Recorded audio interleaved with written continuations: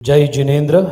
आचार्य महाश्रमण जी के चरण पद्म में प्रणाम कर कर मंच पर उपस्थित सभी साधु वर्ग के चरणों पर नतमस्तक होकर मैं आप सबको प्रणाम करता हूं और विशेष रूप में अखिल भारतीय तेरापंथ युवक परिषद के अध्यक्ष और उनके पूरे टीम को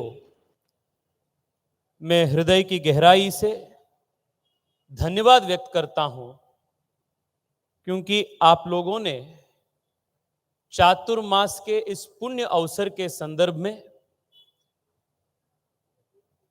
आचार्य जी के और इतने सारे साधु संतों के दर्शन और आशीर्वाद प्राप्त करने का मौका मुझे आपने दिए, इसलिए मैं आप सबको बहुत बहुत धन्यवाद करता हूं। भारत के आध्यात्मिक और सामाजिक परंपरा में साधु संतों का, गुरु परंपरा का सबसे महत्वपूर्ण योगदान है। भारत के इतिहास को जब हम देखते हैं और वर्तमान भी हम जब देखते हैं, एक चीज बार बार समझ में आता है कि भारत के जो आत्मा है ये राजनीति से नहीं जुड़े हैं, ये अर्थ से नहीं जुड़े हैं, पर ये आध्यात्मिक परंपरा से जुड़े हैं। सरकारें आती हैं जाती हैं, पर भारत में यदि समाज ताकत के साथ हमेशा तक रहे हैं, ये सिर्फ और सिर्फ साधु संतों के आशीर्वाद के वजह से रहा है और गुरु परंपरा के वजह से रहा है। जैन समाज के साथ बेंगलुरु में हो या देश के अलग अलग भागों में हो, विशेष रूप में जैन समाज के युवाओं के साथ काम करने का अवसर मुझे बार बार मिलता रहता है। हमेशा मुझे लगता है कि जैन समाज पूरे देश के लिए और देश के हर समाज के लिए एक रोल मॉडल समाज है। और मैं ये अतिशयोक्ति के लिए नहीं कह रहा। जब भी आपदा आती है, वो नेचुरल डिजास्टर हो या कोविड जैसे महामारी हो, जब भी समाज संकट के सामना करता है, तब जैन समाज के युवा सबसे आगे आकर समाज के सेवा में जुटे रहते हैं और समाज को कठिनाई से बचाने के लिए हर प्रकार से श्रद्धा भाव से वो समर्पित काम करते हैं। समाज में जैन समाज के लोगों का संख्या कम है, पर प्रभाव बहुत ज्यादा है। समाज में आजकल हम देख रहे हैं, एक विचार है जो संख्या ज्यादा कर प्रभाव बढ़ाने का प्रयास कर रहे हैं, और दूसरे ओर जैन समाज है जिनका संख्या कम हो जाने के बाद भी प्रभाव बहुत ज्यादा है। ये पूरे देश के लिए एक बहुत बड़ा संदेश है। 2-3 साल पहले तेरापंथ युवक परिषद के साथ मिलकर भारतीय जनता युवा मोर्चा, जिस संगठन के कार्यकर्ता में हूं, हम लोग साथ मिलकर विश्व के सबसे बड़ा रक्तदान शिविर का रक्तदान का आयोजन हमने किए थे। आचार्य जी, आपके आज्ञा थे, आपके सूचना थी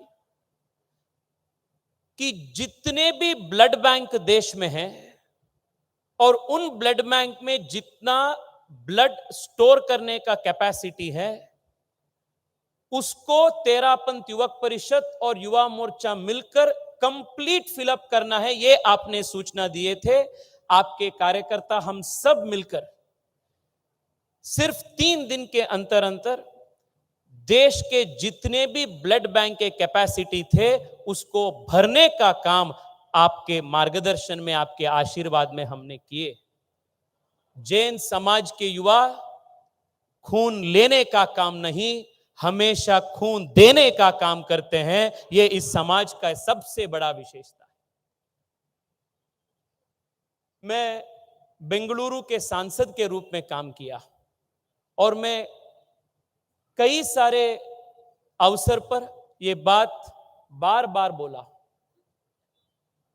मैं सांसद के रूप में मेरे क्षेत्र में, वो विद्या क्षेत्र में हो या वो हेल्थ सेक्टर में हो, कोविड के संदर्भ में जो सेवा काम हमने की वो हो, इन सभी सेवा काम अगर मैं यशस्वी रूप से कर पाया हूं तो उसके पीछे जैन समाज के हर प्रकार के मदद और हर प्रकार के सहयोग। और मैं आज अपने आप को अत्यंत सौभाग्यशाली महसूस कर रहा हूं कि आपके दर्शन करने का सौभाग्य आज प्राप्त हुई है। तेरापंथ युवक परिषद के युवाओं के बीच आज बातचीत करने का भी आप अवसर दिए हैं। आज सुबह भी जब हम आए और आपके दर्शन किए, आपने 3 मंत्र का संदेश हम सबको दिए: सद्भावना, ईमानदारी और नशा मुक्ति। मैं मानता हूं आचार्य जी, भारत को 2047 से पहले विकसित भारत बनाना है तो तेरापंथ युवक परिषद जिस प्रकार से कैरेक्टर बिल्डिंग का काम देश के युवाओं में, जैन समाज के युवाओं में कर रहे हैं, इसी प्रकार के कैरेक्टर बिल्डिंग का काम हर समाज, हर युवाओं में करना जरूरी है, तब भी भारत एक विकसित भारत होगा। स्वामी विवेकानंद जी ने देश के युवाओं के संबंध में एक वाक्य कहे थे: I want the young of India to have muscles of iron, nerves of steel, and a body and a mind as sharp as the thunderbolt. ये स्वामी विवेकानंद जी का कहावत है। नशा मुक्ति के बारे में आप जो संदेश दिए हैं, ये देश के युवाओं को शारीरिक रूप से, मानसिक रूप से और आध्यात्मिक रूप से सदृढ़ बनाने के ओर एक सबसे बड़ा संदेश है। तेरापंथ युवक परिषद के साथ साथ भारतीय जनता युवा मोर्चा भी देश के कोने कोने तक आपके ये सद्भावना, ईमानदारी और नशा मुक्ति के जो संदेश है, इसको देश के कोने कोने तक लेकर जाने का संकल्प हम भी करेंगे और युवक परिषद के कार्यकर्ताओं के साथ मिलकर इसको पूर्ण रूप से यशस्वी करने में हम प्रयास करेंगे। अंत में आचार्य जी, मैं इतना ही कहना चाहता हूं, भारत आज आर्थिक रूप से आगे बढ़ रहा है। हम ब्रिटेन को भी पीछे कर विश्व के 5वीं सबसे बड़ी अर्थव्यवस्था के रूप में उभर कर आ चुके हैं। आने वाले 5 या 6 साल के अंदर अंदर हम विश्व के तीसरे सबसे बड़े आर्थिक शक्ति के रूप में भी हम उभर कर आएंगे और जल्द से जल्द भारत के पर कैपिटा इनकम भी जो आज के वेस्टर्न कंट्रीज है उसके बराबर हम आ जाएंगे।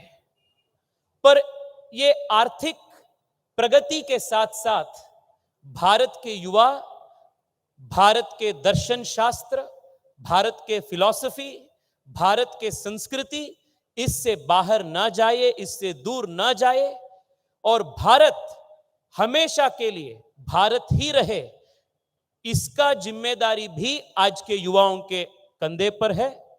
मैं विशेष रूप में अखिल भारतीय तेरापंथ युवक परिषद के कार्यकर्ताओं को मैं बधाई देना चाहता हूं। जब आपके अध्यक्ष ने आपके रिपोर्ट हम सब के सामने प्रस्तुत कर रहे थे, मुझे अत्यंत खुशी हुआ। आपके इतने मल्टी डायमेंशनल एक्टिविटी आपने काम किए हैं, यहां सेवा भी है, संस्कार भी है।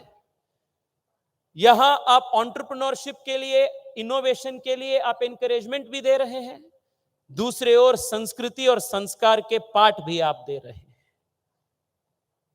ये मल्टी डायमेंशनल एक्टिविटीज जो तेरापंथ युवक परिषद आप कर रहे हैं, आपके साथ व्यक्तिगत रूप से, सांसद के रूप से और भारतीय जनता युवा मोर्चा के अध्यक्ष के रूप से अपने पूरे संगठन आपके साथ रहेंगे और हम सब साथ में मिलकर भारत के ये विरासत को, ये गुरु परंपरा को, आचार्य जी के मार्गदर्शन को आगे बढ़ाकर एक सदृढ़ भारत बनाएंगे। इसी संकल्प के साथ मैं आचार्य महाश्रमण जी के चरण कमल पर पुनः नतमस्तक होकर मेरा विनम्र प्रार्थना अर्पित करता हूं और प्रणाम करता हूं। जय जिनेंद्र, भारत माता की जय।